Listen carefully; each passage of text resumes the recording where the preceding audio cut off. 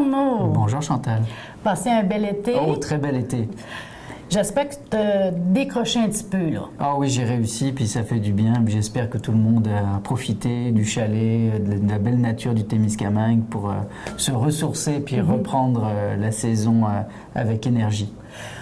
En parlant de reprendre avec énergie, parce que la MRC, ça continue pendant l'été pareil, mais Absolument. c'est plus tranquille.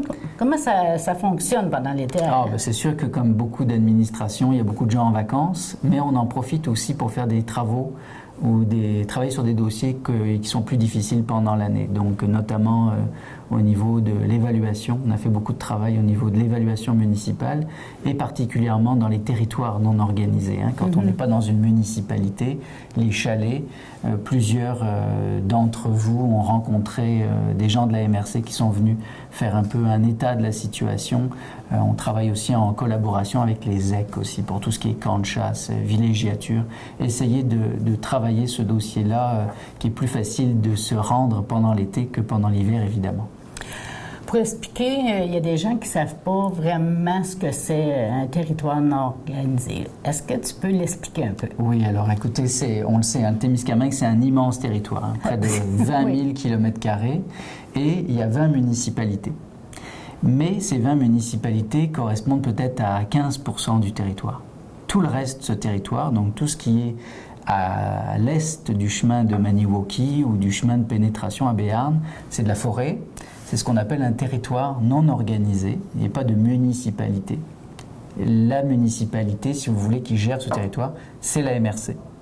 Et il y a des gens qui demeurent là. Alors, il y a des gens qui demeurent là, il y a des gens qui ont des camps de chasse, il y a des gens qui ont de la villégiature, il y a des pourvoiries, il y a des opérations forestières, il y a énormément en fait d'activités qui se passent sur ces territoires-là, mais évidemment, c'est pas la même chose. Il n'y a pas d'aréna, il n'y a pas forcément de route. Mais on doit quand même faire cette gestion-là. On doit s'occuper aussi de la prévention d'incendies. On doit ramasser les poubelles aussi sur ces territoires-là. Alors, il y a quand même une gestion qui est faite en collaboration avec les ministères impliqués, le ministère des Ressources naturelles particulièrement et le ministère de l'Environnement aussi, quand il y a des problèmes environnementaux. Alors ça, c'est un dossier qui est quand même important. Vous comprenez, il y a plusieurs milliers d'habitations. Il y a des gens même qui habitent à l'année sur ces territoires-là. Et donc, nous, la MRC, on gère ce territoire et c'est en fait le Conseil des maires qui prend les décisions pour le territoire non organisé. Alors, pendant très longtemps, c'est un territoire dont on s'est assez peu occupé, mais depuis, je dirais, une dizaine d'années, il y a de plus en plus les camps de chasse se sont transformés. Aujourd'hui, ce sont presque des maisons. Alors, il y a un travail à faire. Il y a un travail d'abord pour savoir qu'est-ce qu'il y a sur ce territoire-là. Est-ce que les chemins sont en bon état? Est-ce que les installations qui sont faites sont conformes à la réglementation? Et je ne le cache pas, il y a un petit ménage à faire aussi pour que ça soit équitable pour tous, entre ceux qui payent des taxes, ceux qui n'en payent pas, ceux qui respectent les lois et ceux qui ne les respectent pas. Alors on fait vraiment un travail depuis, je dirais, 2 ans assez poussé et qui s'accélère. Et ça a été un grand chantier. Cet été, on avait plusieurs employés qui ont arpenté le territoire en 4 roues, en pick-up, pour essayer de faire une meilleure cartographie de cet immense territoire plein de ressources. Donc, si je comprends bien, on va prendre un pourvoyeur, lui payer des taxes, et il peut y avoir quelqu'un qui demeure, je ne sais pas moi, 20 km plus loin, puis il ne payait pas. Parce que, étant donné que ça n'appartenait pas à des municipalités comme telles. Il n'y avait pas vraiment de vérification sur le terrain. Donc, c'est pour ça que... Puis parfois, les gens payent tous des taxes aussi. C'est pas vraiment forcément ça, mais il faut qu'on sache qu'est-ce qu'il y a sur ce territoire. Si jamais il y a un problème, si jamais il y a un accident, si jamais il y a quelqu'un qui est mal pris, il faut qu'on sache quels sont l'état des routes, quels sont ce type de chalets, quelles sont les activités qui sont faites dans ces territoires-là. Il y a des pourvoiries très éloignées. Notamment, là, j'ai vu passer des pourvoiries au lac Pomeroy. Vous imaginez, c'est vraiment à plusieurs... c'est à plus de 100 km là, sur nos chemins. Alors ça, c'est quand même des territoires éloignés qu'on doit quand même gérer, connaître, cartographier et s'assurer que les services sont en adéquation avec aussi ce qu'on en retient. Donc, c'est la MRC qui va s'occuper de ceux qui demeurent sur les territoires non organisés. Pour ce qui est des taxes, est-ce qu'il s'occupe aussi de ce qui est de l'environnement? Parce qu'on sait que, bon, on essaie d'avoir des fosses septiques, etc., etc. Est-ce qu'ils vont avoir les mêmes critères, eux autres aussi? Nous, on applique en fait la réglementation du ministère de l'Environnement. Donc, les lois, pour ce qui est de l'environnement, c'est le gouvernement qui les donne. Et nous, on s'assure qu'elles sont appliquées sur ce territoire-là. Donc oui, en partie, nous, ce qu'on fait quand il y a des nouvelles constructions, on donne de l'information pour que les gens respectent la réglementation. Quelque chose que je pourrais rajouter aussi qu'on gère, c'est tous les gravières et sablières sur ces territoires-là. Quand on fait des réparations de chemins, l'année dernière, sur le chemin de Maniwaki, Tembec a fait beaucoup de travaux. Bon, ben nous, on gère aussi ces sablières et ces gravières. Donc ça, c'est quelque chose qui est important aussi de vérifier, bon, quels sont l'état de ces gravières-là. Est-ce qu'il y a suffisamment de matériel disponible pour qu'on puisse faire des travaux et continuer à améliorer les chemins. On a tout un programme aussi qui s'appelle Volet 2, maintenant qui a encore changé de nom. Là, il change à peu près à chaque année pour entretenir les routes, les chemins d'accès sur les territoires publics. Alors, on a notamment des programmes pour la gestion du castor, si jamais il y a des arbres qui sont tombés sur le chemin, faire des éclaircies. Alors, il y a beaucoup de travaux. Hein. On a des milliers de kilomètres de chemin. Hein. Je crois qu'on a à peu près, en total, dans les municipalités, à peu près 1000 kilomètres, puis à peu près 5000 kilomètres en forêt. Alors, ça vous donne une idée, et je pense que nous, au Témiscamingue, on est très habitués à les utiliser, ces chemins-là, que ce soit avec les pick-up, avec les 4 roues. On a un immense terrain de jeu, mais ça nécessite une surveillance quand même régulière pour savoir où est-ce qu'on peut passer, où est-ce qu'il y a des dangers, les ponts, etc. Travaille avec les clubs de 4 roues, les clubs de motoneige aussi pour préparer les saisons. Alors, vous voyez, il y a beaucoup de travail qui se fait là-dessus, et on a un ingénieur forestier aussi qui travaille avec l'industrie forestière pour voir où est-ce qu'on fait des coupes, comment est-ce qu'on planifie les opérations forestières pour les prochaines années. Alors ça paraît anodin, mais vous voyez que l'été on travaille là-dessus. On fait aussi beaucoup de sensibilisation sur les incendies, la prévention des incendies. Alors il y a des gens qui font des feux, alors on travaille avec les pompiers pendant l'été, avec les citoyens qui font des brûlages, avec l'industrie forestière. Ça, c'est des choses qu'on fait pendant l'été aussi. Et puis, on continue de travailler évidemment sur les matières résiduelles, des défis différents, comme le territoire non organisé est beaucoup plus utilisé. Et bien là aussi, il y a de la gestion, de la prévention, et effectivement, on a toujours des grosses surprises, comme je disais tout à l'heure en anecdote, mais moi, quand quelqu'un arrive à mettre un réfrigérateur au propane dans un bac de poubelle, eh bien, évidemment, d'abord c'est un défi de le mettre dedans, mais évidemment, à sortir, pour nous, c'est des défis importants, des produits explosifs, comme des bonbonnes de propane, des choses comme ça. Alors, il y a des défis. Il y a toute une campagne d'ailleurs de communication là, qui va sortir dans les prochaines semaines, parce que les défis sont différents l'été et l'hiver. Les citoyens ne sont pas les mêmes. Souvent, les touristes, ils ne connaissent pas notre réglementation. Alors, on ne peut pas les blâmer de ça, mais on se doit de travailler avec eux pour s'assurer que tout ça se fasse convenablement, parce que les gens ici le savent, mais une carcasse de voiture ne peut pas se mettre à côté d'un bac de poubelle, on ne peut pas la ramasser. C'est pas un encombrant. Non. Il est encombrant, mais... Il est encombrant, une vieille roulotte. Je pourrais donner des exemples pratiquement à l'infini. Mettre du poisson pourri dans du recyclage, vous voyez, des choses comme ça. Donc on a beaucoup de travail, de sensibilisation, et puis de régler des petits dossiers. Plus tous les dossiers avec les ours cette année qu'on a eu, notamment ici à Témiscamingue, ça emmène d'autres défis et d'autres réflexions qui se font durant l'été. Parce que l'été, il y a des propriétaires qui viennent de d'autres provinces. Absolument. Ils sont propriétaires. Et ils sont propriétaires même d'autres pays. Alors, on a beaucoup d'Américains qui ont encore des chalets, des camps. Alors, ces gens-là, il faut profiter de l'été pour les sensibiliser, leur envoyer de la correspondance, les informer de leurs droits, mais aussi de leurs devoirs, pour s'assurer de garder cet environnement le plus sain possible pour les futures générations. Et les touristes occasionnels qu'ils viennent, est-ce qu'il est possible de leur donner de l'information lorsqu'ils arrivent? Parce qu'on sait que les pourvoyeurs peuvent le faire, peuvent leur donner comme bienvenue, voici toutes les informations qu'il faut faire pour protéger notre environnement. Mais ceux qui viennent aussi en location, est-ce qu'on ne pourrait pas demander aux propriétaires qu'ils louent des choses, de donner ça comme... Oui, il y a déjà beaucoup de choses qui se font. Il faut dire que l'industrie touristique au Témiscamingue, ça se développe. Ces dernières années, ça s'est énormément développé. Ça s'est professionnalisé. Aujourd'hui, les locataires qui louent un chalet, quand ils louent une maison, souvent le propriétaire donne de la bonne information, non seulement sur comment ça fonctionne, mais aussi sur tous les attraits qu'on a à voir. Alors si quelqu'un vient et loue une maison près du lac Kipawa, eh ben, il faut profiter de ce moment-là, ici à la gare ou dans les offices de tourisme ou via nos sites internet pour leur dire vous pouvez aller visiter ci, vous pouvez aller faire ça, vous pouvez louer tel matériel, vous pouvez consommer dans nos commerces. Alors ça, il y a beaucoup de travail qui se fait, notamment avec nos voisins de l'Ontario. On a un programme, vous connaissez le Tour du lac, on en parle, mais il faut en parler parce qu'il se développe énormément.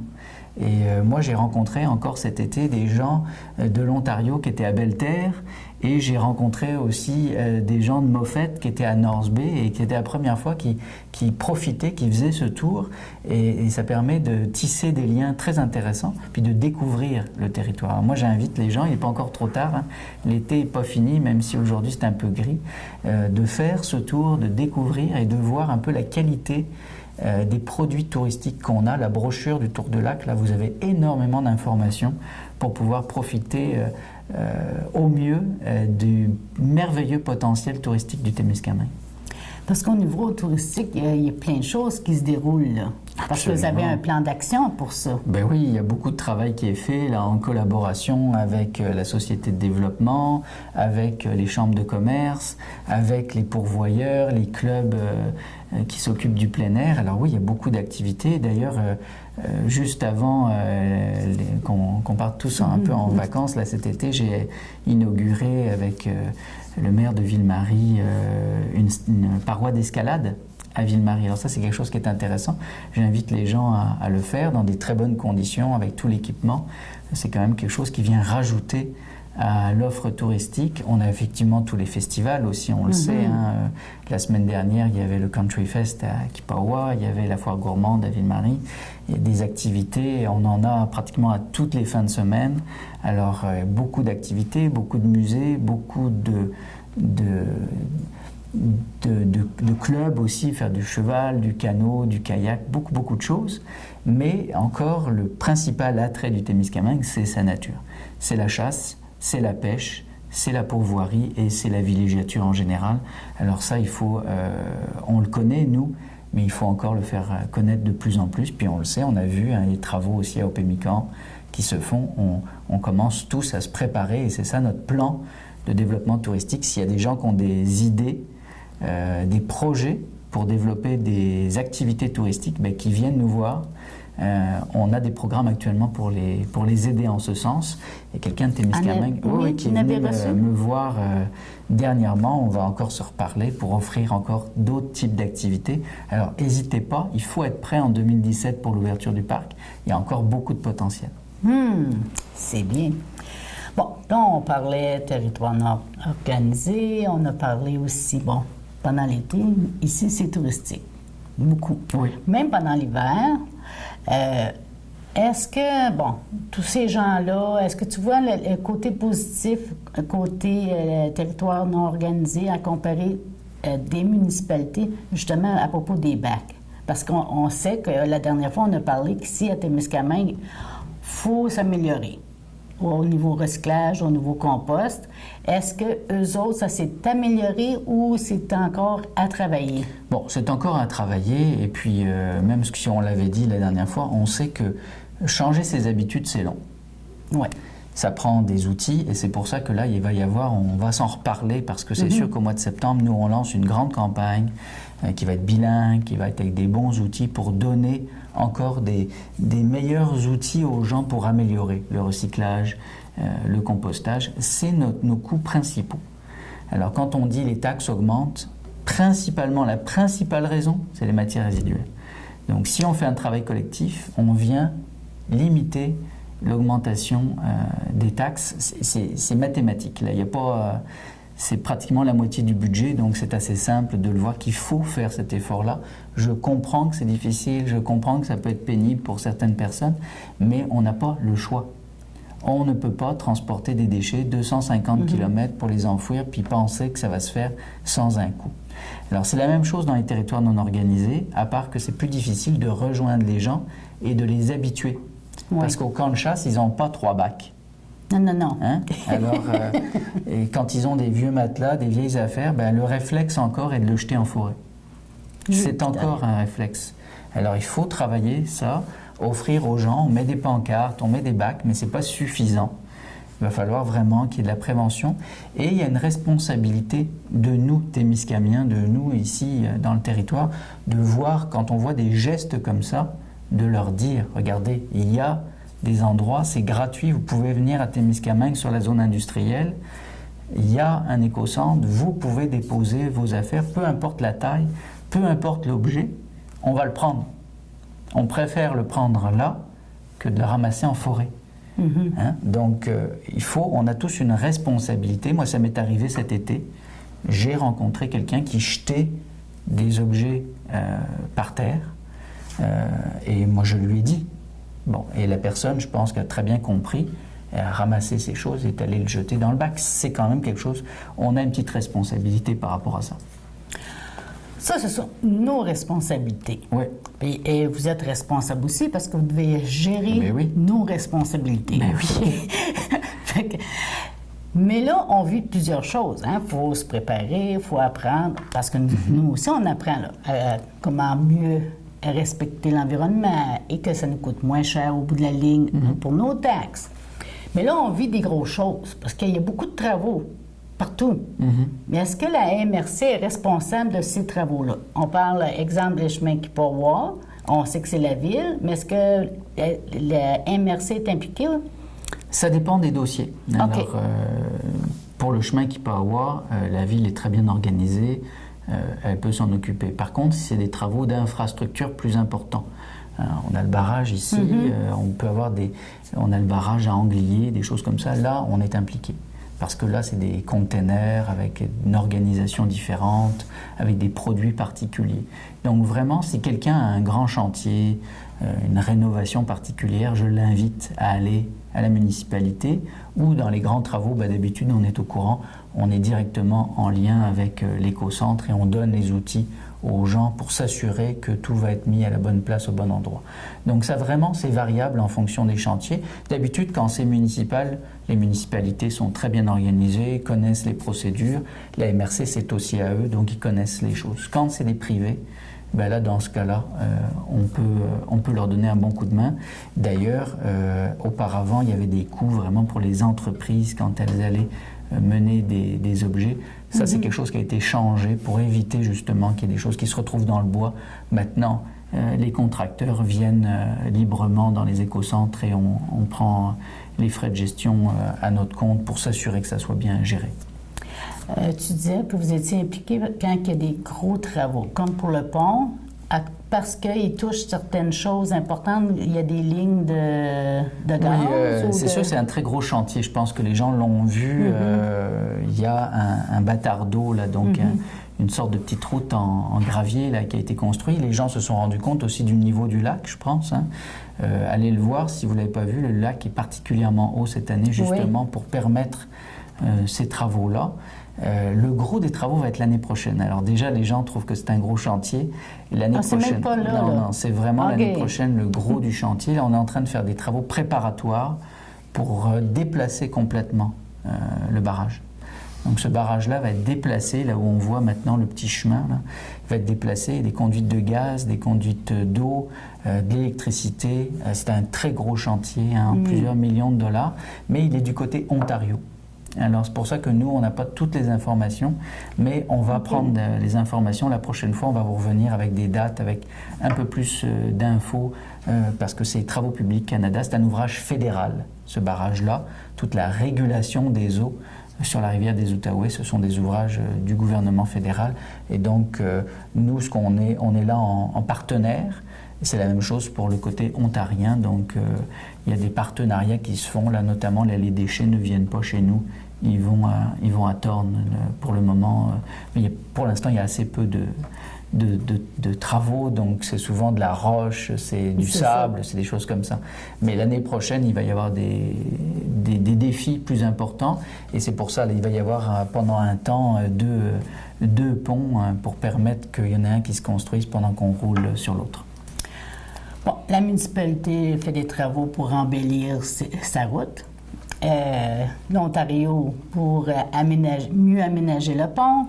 Les gens aussi, ils apprennent à faire le recyclage, etc., mais ils veulent améliorer aussi leur situation, leur habitation.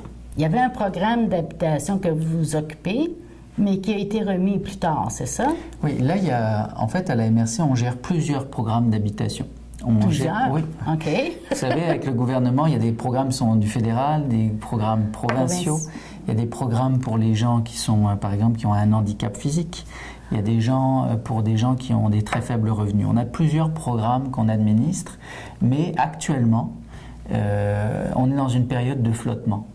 Donc, il y a plusieurs programmes on a entendu qu'ils vont être conduits, mais on sait qu'il y a des élections au mois d'octobre. Alors, qui est-ce qui va être conduit? Comment? Avec quel montant? Ça reste encore un peu flou. Donc, s'il y a des gens qui ont des travaux, qui ont soit des faibles revenus, soit qui ont des handicaps et qui veulent rester chez eux, alors c'est surtout à eux qu'on s'adresse. N'hésitez pas d'appeler à la MRC 819-629-2829. Puis là, on va vous diriger vers la bonne personne. Et même si on n'a pas encore toute l'information, on va quand même pouvoir garder votre nom, peut-être monter un petit dossier, commencer à préparer les choses. Et après, une fois qu'on va connaître les programmes, les montants, ben là, on va vous rappeler, etc. Donc, il ne faut pas hésiter. Quand une personne à faible revenu ou avec un handicap a des besoins particuliers, venez à votre municipalité, on va vous donner l'information ou appelez à la MRC, ça va nous faire plaisir de vous diriger vers le bon endroit au bon moment. On a quand même géré des gros programmes, 300 000 à 400 000 par année depuis quand même plusieurs années. Mais là, comme je vous dis, là, quand il y a des élections, je préfère pas trop faire de promesses. Ils vont en faire assez pour nous. Et après, on verra si elles se matérialisent avec des vrais programmes ou s'il va y avoir une période de flottement. C'est déjà arrivé par le passé. Alors, j'ai l'impression que ça pourrait aussi se reconduire cette année. Donc, mais on peut se préparer quand même. Il y a plusieurs programmes. C'est la même chose avec les logements, avec les HLM ou d'autres choses comme ça. Il y a des travaux qu'on fait en collaboration. Alors, n'hésitez pas, venez à votre municipalité, venez prendre de l'information. Et si ce n'est pas directement la municipalité, ils vont vous référer à la MRC.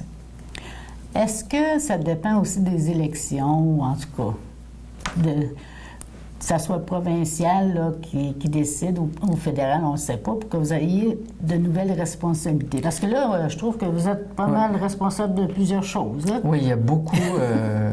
Je pense que les choses sont claires, un peu plus claires aujourd'hui. Le gouvernement libéral du Québec, un peu à l'image de ce qui se fait en Ontario, veut donner de plus en plus de responsabilités au MRC. Donc actuellement, on l'a vu, on a eu le développement économique qui nous a été donné ce printemps. Alors il faut maintenant le prendre, puis le gérer, puis trouver des nouveaux moyens pour utiliser ces sommes-là. On parle beaucoup actuellement des OMH, des offices d'habitation municipaux. Le gouvernement ne veut plus qu'un seul office d'habitation par MRC. Alors il y a du travail à faire. Ici, on sait qu'on en a à Ville-Marie, on sait qu'on en a à Témiscamingue, on sait qu'on a des besoins, des particularités très différentes. C'est ça. Alors il y a un travail à faire. On va en parler avec les gens des différentes municipalités pour trouver une méthode, mais ça risque de devenir une des prochaines responsabilités des MRC.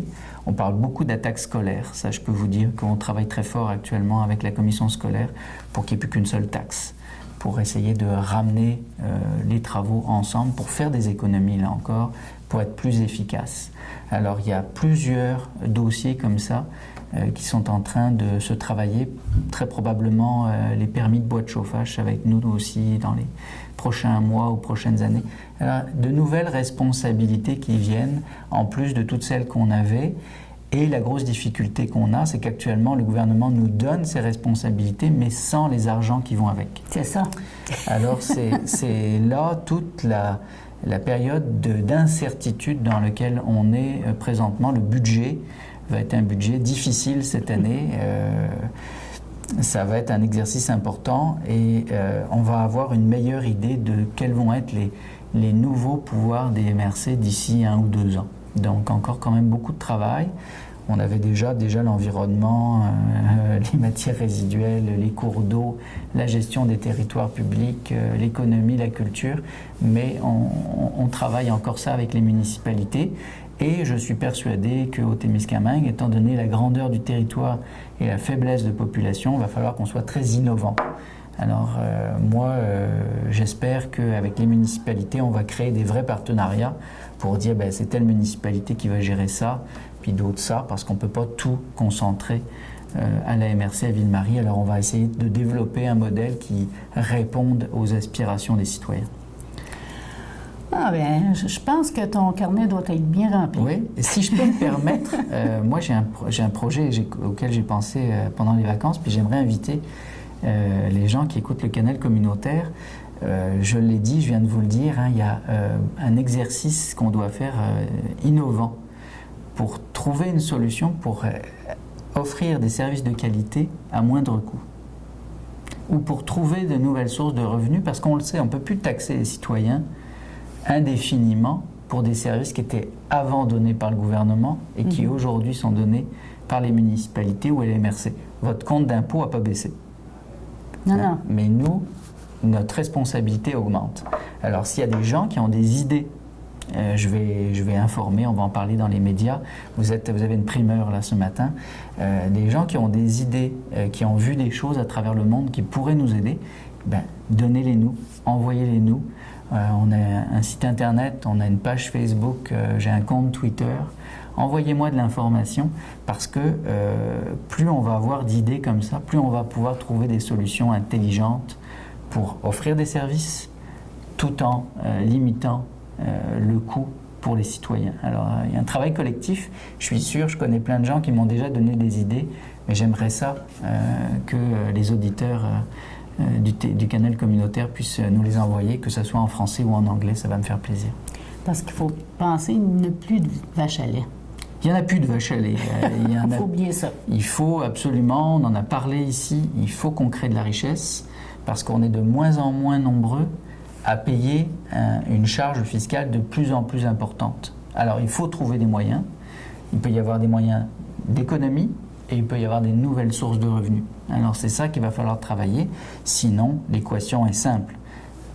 Moins de personnes, plus de services, ça veut dire plus de taxes. Alors, je pense que personne ne veut aller là. En tout cas, moi, je ne veux pas aller dans cette direction. Donc, j'espère qu'on va pouvoir être un peu intelligent collectivement et trouver des solutions. Tu as du travail. Ah oui, ça va être très plaisant, mais on le fait avec plaisir. Et ça va me faire plaisir de venir informer aussi vos auditeurs. Et si les gens ont des questions particulières, ils n'hésitent pas. Des sujets, des éléments précis, on peut envoyer aussi d'autres personnes pour essayer d'expliquer des choses plus pointues. Bien, merci beaucoup. Merci Chantal. Bon retour. Merci.